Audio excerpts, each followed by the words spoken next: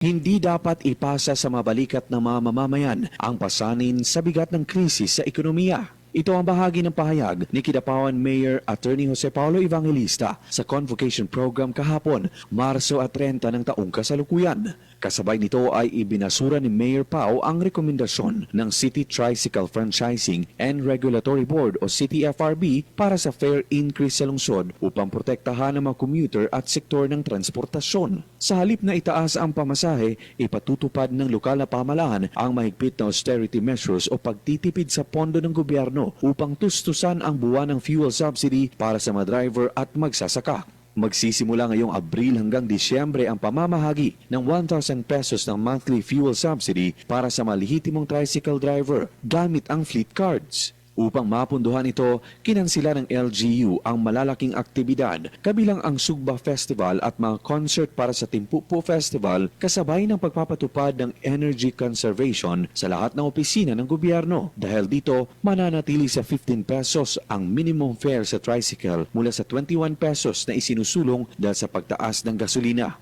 Dili dapat ipasa sa yanong lungsuranon ang kabugaton karon panahon na. It's the government that will bear the burden for now. Kung mga tricycle drivers, expected mo dawat o fuel subsidy every month starting April to December.